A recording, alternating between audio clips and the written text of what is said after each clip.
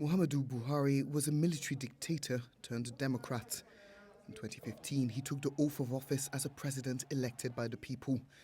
And as the first presidential candidate to defeat a sitting leader, it was a remarkable moment in the country's history. It was in 1983 that he first ruled the country, taking power in a coup. As a young officer, he rapidly rose through the army ranks during a time when Nigeria was experiencing frequent regime changes. When he came to power, the economy was in turmoil and official corruption was rampant. He vowed to come down hard.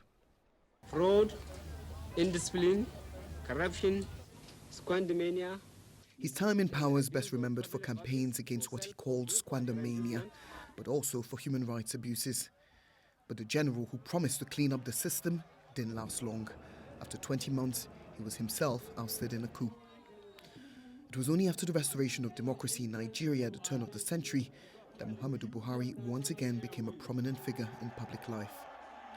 Never a natural politician, he was seen as aloof and austere, but he retained a reputation for personal honesty, a rare feat for a politician in Nigeria.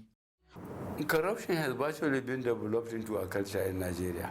From the day we are sworn in as a government, anybody who abused trust will be called to account. After 3 failed attempts, he was elected the country's leader for 2 consecutive terms. His time in office coincided with a slump in global oil prices and the country's worst economic crisis in decades. His administration also came under fire for its handling of insecurity. Whilst campaigning, he promised to defeat the extremist group Boko Haram. He had some success. Security improved in the northeast of the country, and he subsequently oversaw the return of over 100 out of nearly 300 schoolgirls kidnapped in Chibok in 2014.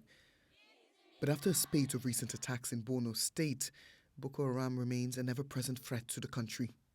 And under Buhari's watch, armed forces were accused of human rights abuses, like opening fire on anti-police brutality protesters at the Lekki toll gate in Lagos in October 2020.